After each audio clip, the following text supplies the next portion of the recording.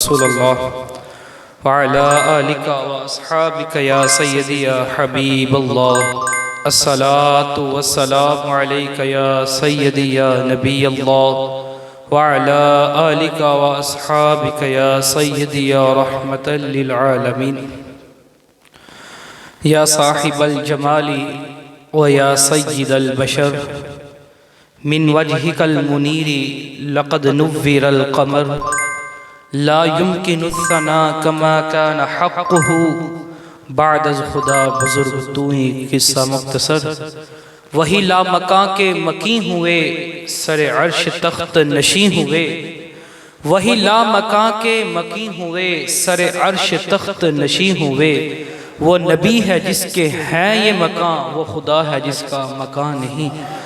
सरे अर्श पर है तेरी गुज़र, दिल फर्श पर है तेरी नज़र। सरे अर्श पर है तेरी गुज़र, दिल फर्श पर है तेरी नज़र। मलकूत मुल्क में कोई शय नहीं वो जो तुझ पे अया नहीं। करूँ तेरे नाम पे जां फिदा, करूँ तेरे नाम पे जां फिदा। न एक जां दो जहां फिदा, दो जहां से भी नहीं जी बरा। करो क्या करो रो जहां नहीं। वह कमाल हुस्ने हुजूर है वमान नक्शे जहां नहीं। यही फूल खार से दूर है, यही शम्मा है कि दुआ नहीं। अल्लाह ताला दी हम्दो सना तो बाद ला महदूद दरूद नबी अकरम नूर मुजस्सम सल्लल्लाहु अलैहि वसल्लम दी बारगाह में तोहफतन हदियतन पेश करने तो बाद मैं और आप अहबाब जामिया मस्जिद नज़ीर इकबाल में हाजिर हैं। आज इंशाअल्लाह ताला हम उलमा की तालिब इल्म की और इल्म की फजीलत सीखेंगे। अल्लाह रब्बुल इज़्ज़त ने कुरान मजीद बुरहान रशीद में इरशाद फरमाया, इन्नमा यख्शल्लाह मिन इबादिहिल उलमा। बेशक अल्लाह के बंदों में से जो अल्लाह से डरते हैं वो उलमा है। आगे एक मकाम पर अल्लाह ने इरशाद फरमाया कि मैंने ईमान वालों को ऊंचे दर्जे अता किए। फिर अल्लाह ने इरशाद फरमाया ईमान वालों से कहीं ज्यादा ऊंचे दर्जे मैंने उलमा को अता किए।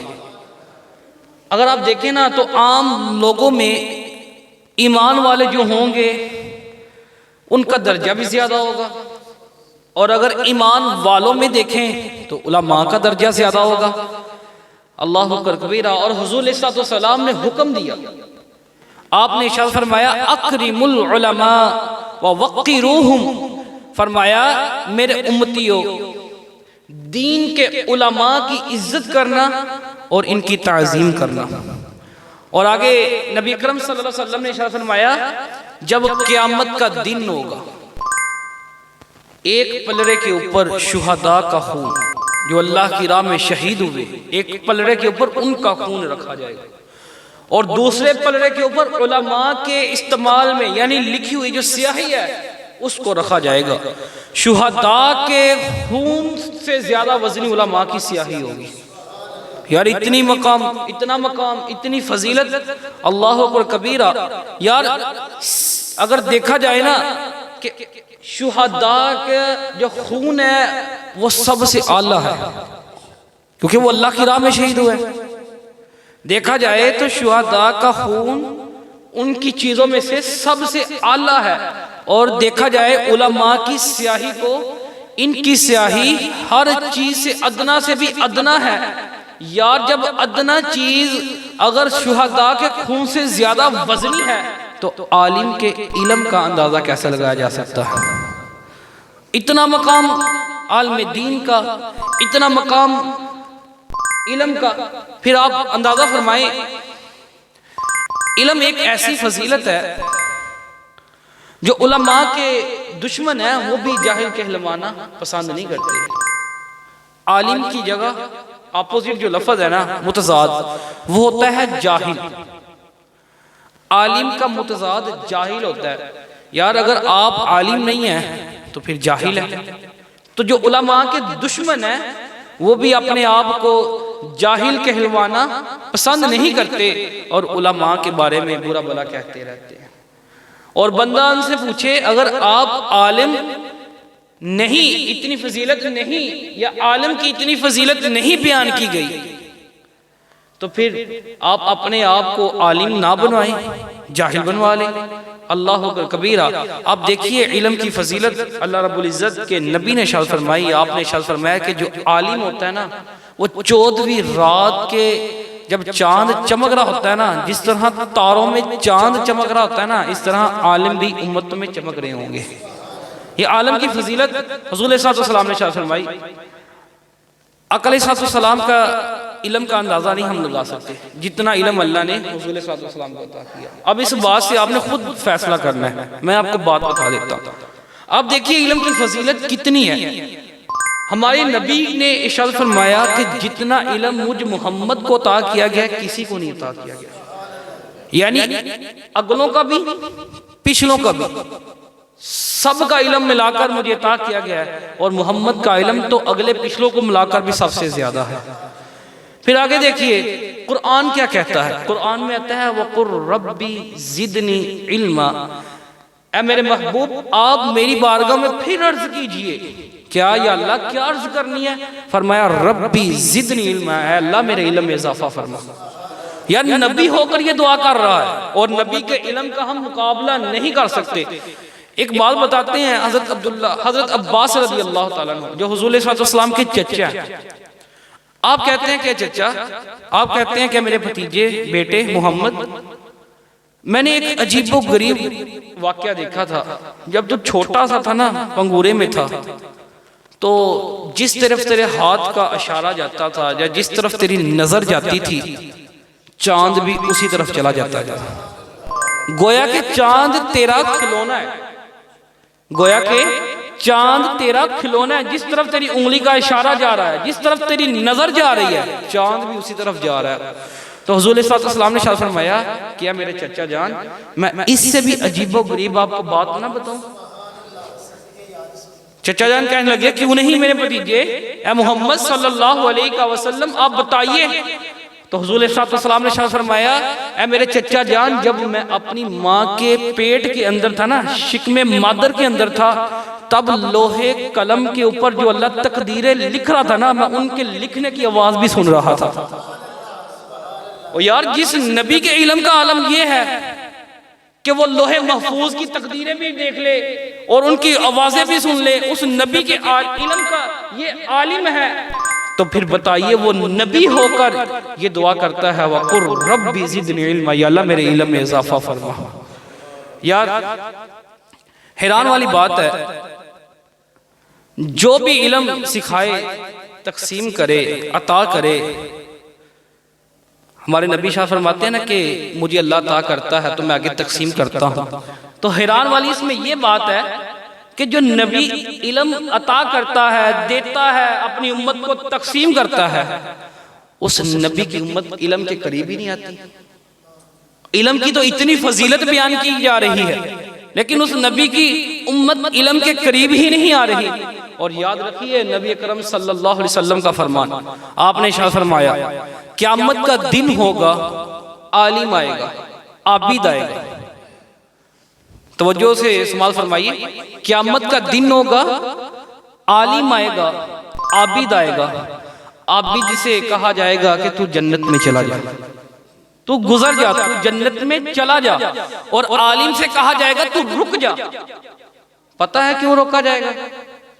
उसे कहा जाएगा, उसे फरमाया जाएगा, ए आलिम, दुनिया में जिनको तू दीन के मसले सिखाया करता था ना, अब उनका भी हाथ पकड़ अकेले जन्नत में ना जा, बल्कि उनको भी अपने साथ जन्नत में लेकर जा।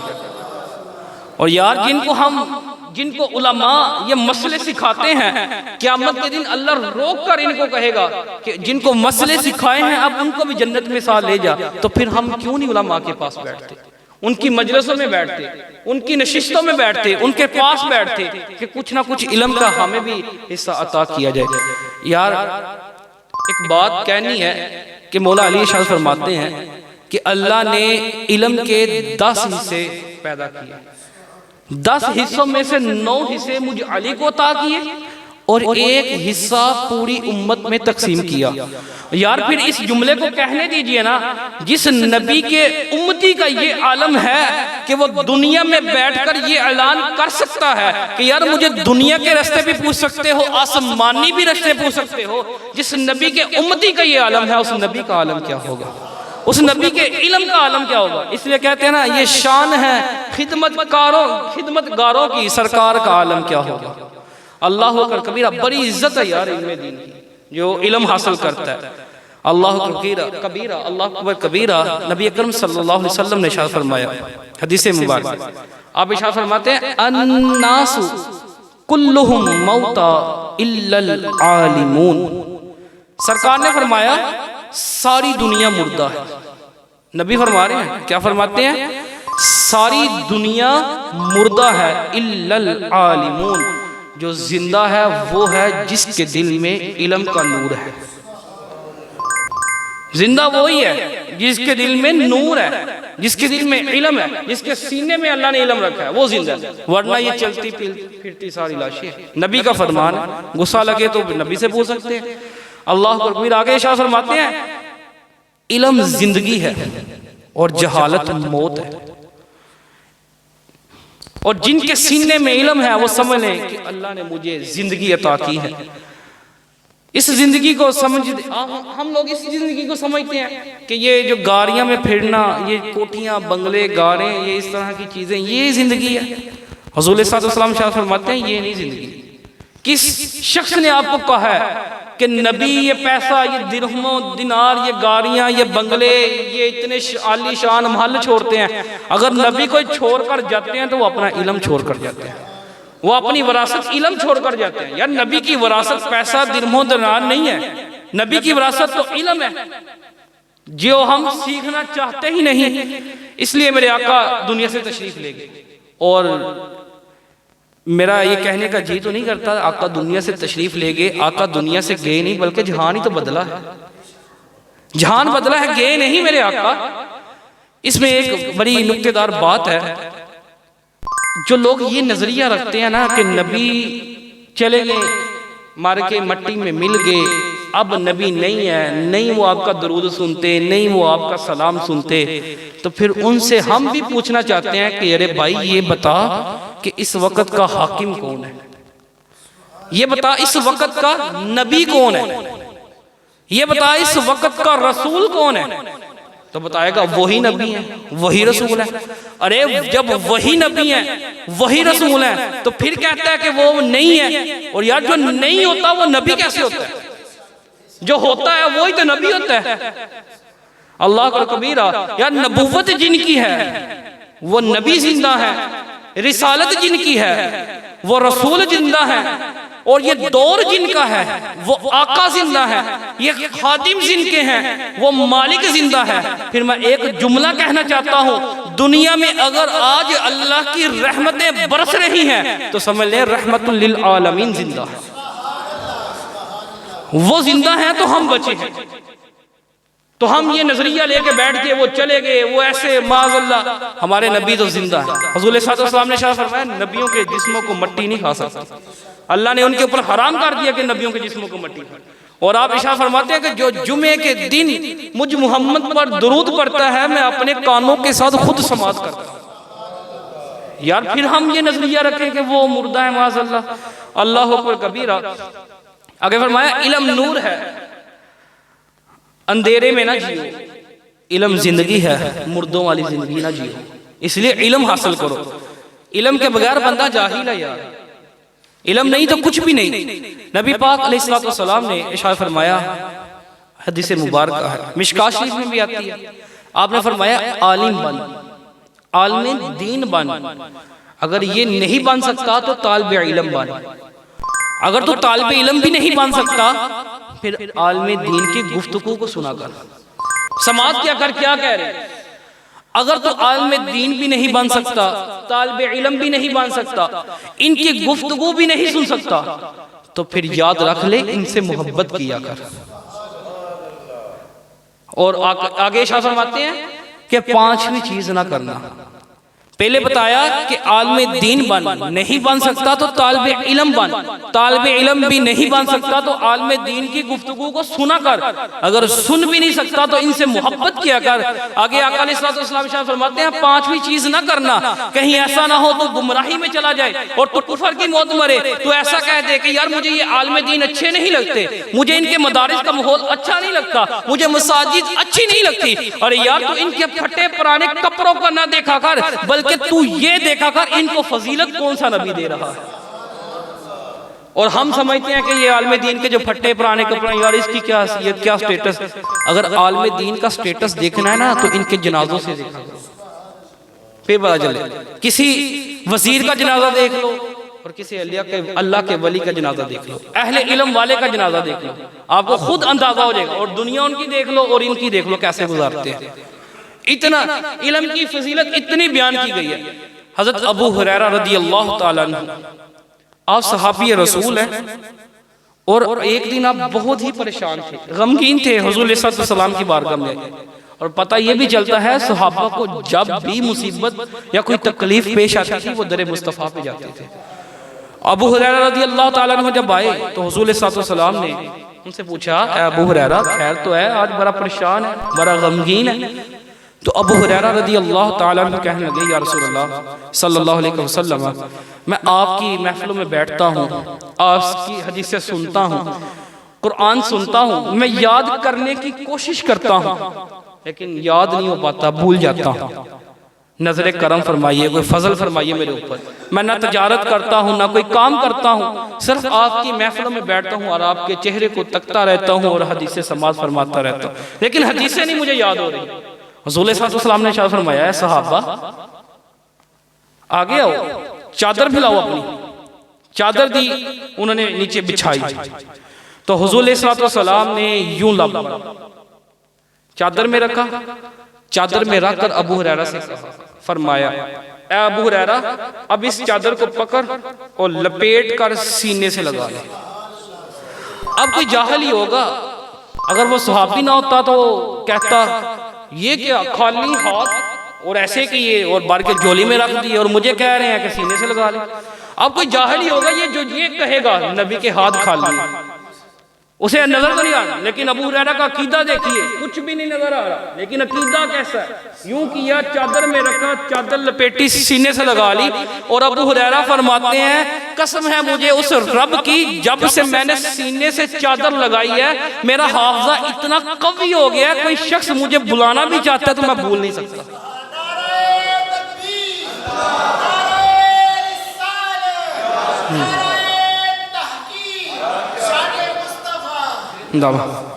यार इतना जिसको नबी अता करे, ये नबी अता कर रहे हैं ना, कहते तो और भी मसला था, दुआ कर जा उधर, लेकिन नबी अता कर रहे हैं, अल्लाह का कबीरा। फिर इसके बाद हजरत अबू हुरैरा रदियल्लाहु ताला अन्हु अब मदीना के बाजार में आते हैं, लोगों को देखते हैं, लोग कामों में, तजारत में, कामों में लगे हुए हैं। हजरत अबू हुरैरा रदियल्लाहु ताला अन्हु कहते हैं कि यार तुम यहाँ क्या कर रहे हो? सारे कह रहे हैं हम अपने अपने काम में मशगूल हैं, काम कर रहे हैं। तो अबू हुरैरा रदियल्लाहु ताला अन्हु कहने लगे कि जाओ मदीने में जाओ, मस्जिद में जाओ, मस्जिद नबवी में जाओ, वहां नबी की विरासत तकसीम हो रही है। वो सारे लोग गए, विरासत तकसीम हो रही है, वो सारे भागे गए। जब मस्जिद नबवी में गए तो थोड़ी देर गुजरी तो सारे लोग वापिस आ गए। आखिर कहने लगे, अबू हुरैरा तू तो कह रहा था कि मस्जिद में नबी की विरासत तकसीम हो रही है। तो अबू हुरैरा पूछने लगे वहां हो क्या रहा था? वो लोग कहने लगे कि एक महफिल सजी थी, वहां पर लोग कुरान मजीद की तिलावत कर रहे थे और साइड पे कुछ लोग नवाफिल पढ़ रहे थे और एक साइड पे करके एक और मजलिस लगी थी, वहां पे लोग हराम और हलाल की ये मसले मसाइल सीख रहे थे। तो हमने ये देखा और देखकर आपके पास आ गए और आप तो कहते थे कि नबी की विरासत तकसीम हो रही है। तो अबू हुरैरा फरमाने लगे, अरे अभी भी आपको पता नहीं चला, नबी की विरासत कोई मालो दौलत जायदाद नहीं होती, बल्कि नबी की विरासत तो इल्म हुआ करती है। यार हुजूर सल्लल्लाहु अलैहि वसल्लम अपने घर से बाहर आते हैं, आकर देखते हैं दो महफिलें लगी हैं, दो महफिलें लगी हैं। एक महफिल में कुरान मजीद पढ़ा जा रहा है और एक महफिल में तदरीस हो रही है, पढ़ाया जा रहा है, सिखाया जा रहा है, सीखा जा रहा है, कुछ सिखाया जा रहा है। तो हुज़ूर सल्लल्लाहु अलैहि वसल्लम ने इरशाद फरमाया कि ये तो कुरान मजीद पढ़ रहे हैं, बहुत अच्छा काम कर रहे हैं, और ये जो काम कर रहे हैं ये भी बहुत अच्छा कर रहे हैं। और हुज़ूर सल्लल्लाहु अलैहि वसल्लम ने वो दर्स व तदरीस वाले काम को ज़्यादा पसंद फरमाया। आपने फरमाया कि हो सकता है कि अल्लाह इनकी इबादत को कबूल करे या रद्द कर दे, लेकिन ये ऐसा काम है, ऐसा सदका जारिया बन जाता है जो अल्लाह रद्द नहीं करता। आपने दर्स व तदरीस वाले शोबे को इख्तियार किया, उसको ज़्यादा पसंद किया, हालांकि काम दोनों अच्छे हो रहे थे। अल्लाह को कबीरा, मुल्क शाम की बात है, वहां से एक बंदा आया मदीना तैयबा में। हजरत उमर रदी अल्लाह ताला अन्हु का दौर है। वहां पर वो शख्स आया, हजरत उमर रदी अल्लाह ताला अन्हु से उसकी मुलाकात हुई। आपने उससे पूछा कैसे आए?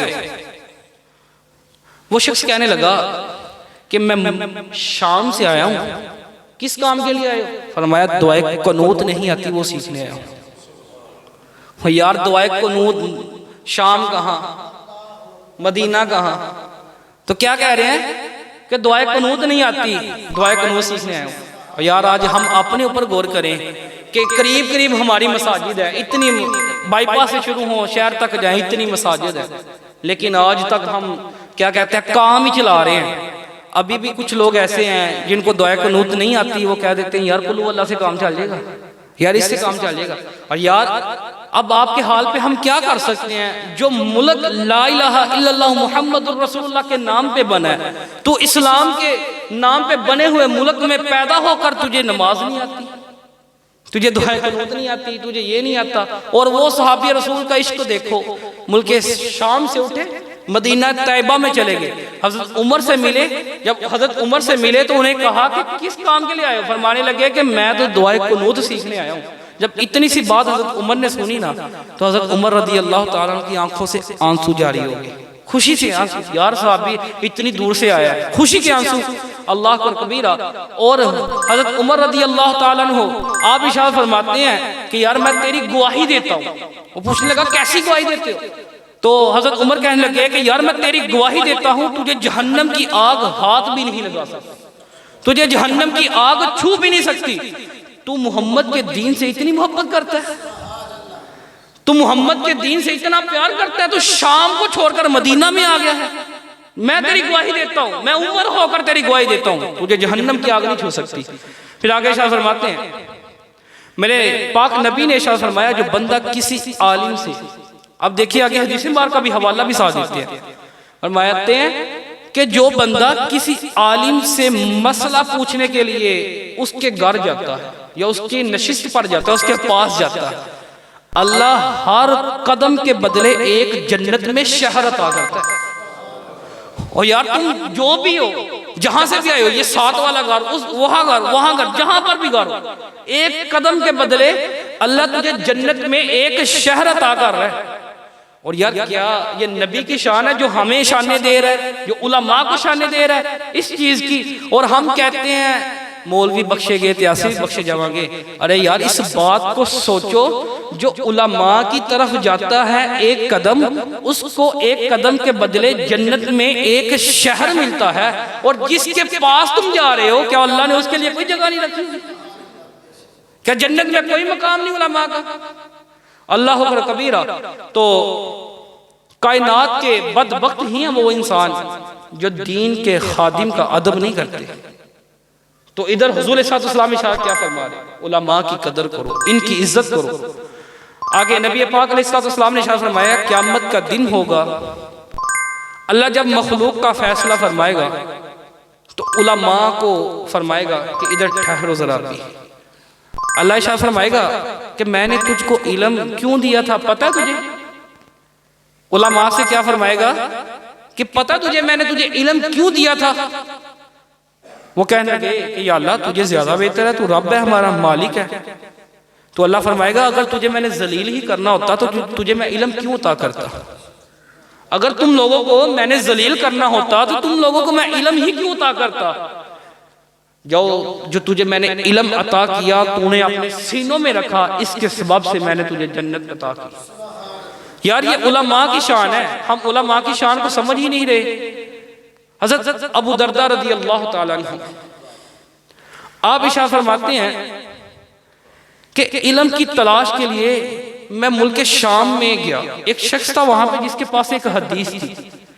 मुझे पता चला था कि उसके पास एक हदीस है। मैं उस हदीस की तलब के लिए इतनी दूर से उसके पास गया। जब उसके पास गया तो मैंने उसे कहा कि यार तेरे पास नबी का एक फरमान है, मैं वो सुनने के लिए यहाँ तेरे पास आया। तो मैं सिर्फ इसी मकसद के लिए आया हूँ और मैं तजारत करने को नहीं आया, तेरी जियारत करने को नहीं आया। मैं सिर्फ वो हो नबी का फरमान सुनने के लिए आया हूँ, वो नबी का फरमान सुना दो। तो वो फरमाने लगे नबी का फरमान ये है, जो इल्म की तलब के लिए अपने घर से चलता है, अल्लाह उसके कदमों के नीचे फरिश्तों को हुक्म देता है कि पर बिछा दो। उसके कदमों के नीचे पर बिछाए जाते हैं।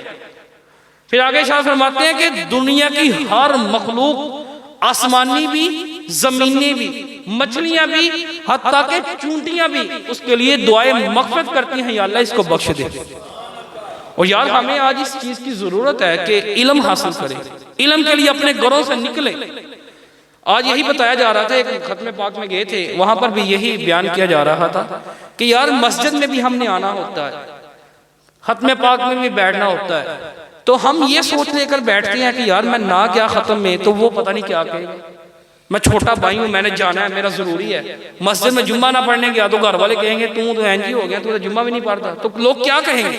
यार जब हमने आना ही है खत्म में, मसाजिद में, महफिलों में, तो फिर क्यों ना ये नीयत लेकर जाएं कि आज से हम तालिब इल्म की नीयत करते हैं और इल्म के हुसूल के लिए घर से जा रहे हैं। और यार आज से ये नीयत कर लेना तो अल्लाह ताला हमारा बेड़ा पार कर देगा। वो शायर कहता है ना, बलगल उला बिकमालिही कशफत दुजा बिजमालिही हसनत जमीओ फिसालिही सल्लु अलैहि व आलिही। कोई आया लेकर चला गया, कोई आया लेकर चला गया, कोई उम्र भर भी ना पा सका। मेरे मौला तुझसे गिला नहीं, ये तो अपना अपना नसीब है। अपने अपने नसीब की बात है। अल्लाह ताला हम सब को इस पर अमल करने की तौफीक अता फरमाए।